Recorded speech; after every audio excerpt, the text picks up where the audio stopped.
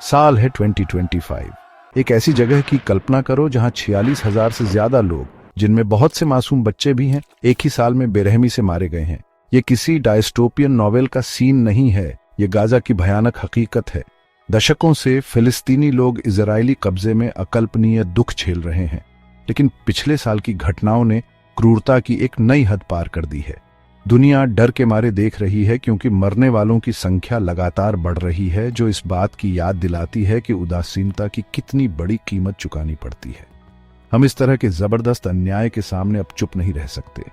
दुनिया को फिलिस्तीनियों की दुर्दशा के प्रति जागरूक होना चाहिए और खून खराबे को तुरंत बंद करने की मांग करनी चाहिए। मौजूदा संकट को समझने के लिए हमें इजराइल फिलिस्तीन संघर्ष के ऐतिहासिक संदर्भ में जाना होगा। इस संघर्ष की जड़ें बहुत गहरी हैं, जो 20वीं सदी की शुरुआत तक जाती हैं। हॉलोकॉस्ट के बाद जायोनिस्ट आंदोलन, जो फिलिस्तीन में एक यहूदी राज्य की वकालत करता था, को गति मिली।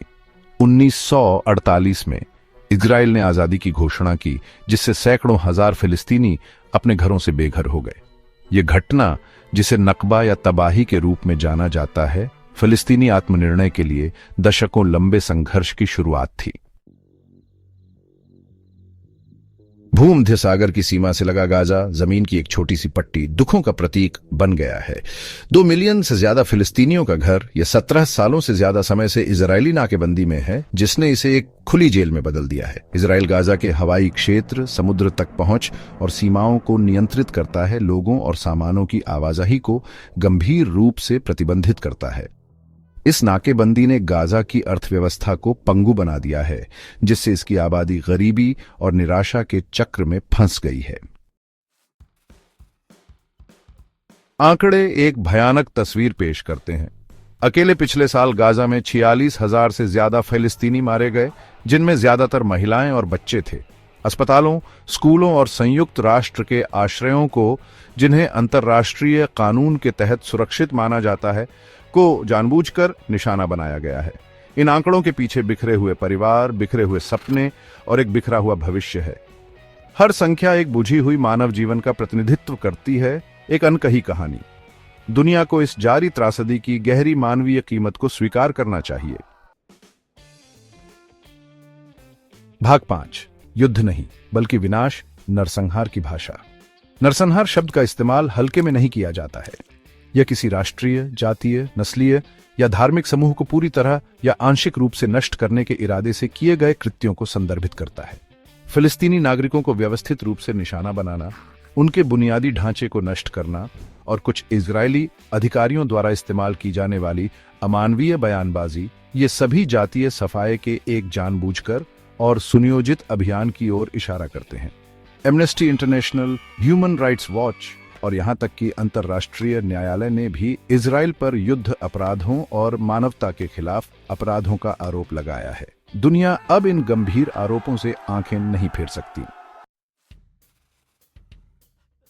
गाजा में संकट पर अंतर्राष्ट्रीय समुदाय की प्रतिक्रिया काफी हद तक अपर्याप्त रही है।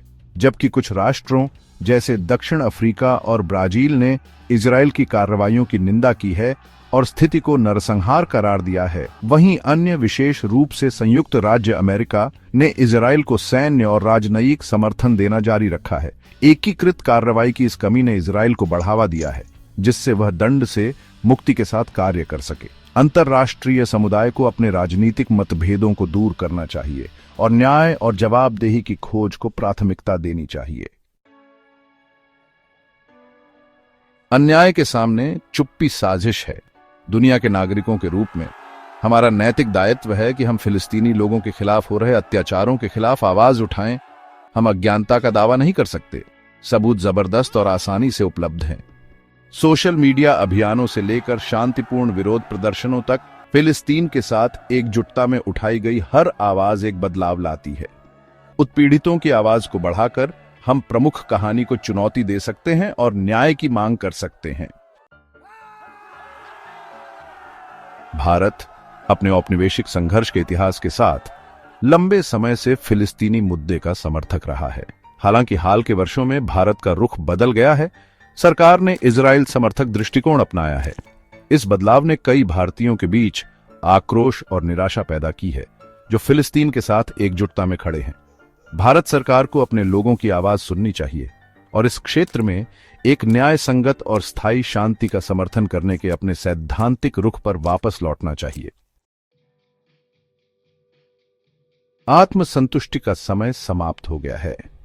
दुनिया अब चुप नहीं रह सकती, क्योंकि निर्दोष लोगों की जान जा रही है और लोगों के आत्मनिर्णय के अधिकार को नकारा जा रहा है।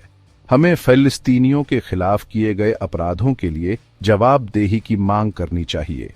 अपने चुने हुए अधिकारियों से संपर्क करें, प्रतिष्ठित सहायता संगठनों को दान करें, खुद को और दूसरों को संघर्ष के बारे में शिक्षित करें और फिलिस्तीनी कहानी को बढ़ाने के लिए अपनी आवाज का उपयोग करें। साथ मिलकर हम एक बदलाव ला सकते हैं। साथ मिलकर हम फिलिस्तीन के लिए न्याय की मांग कर सकते हैं।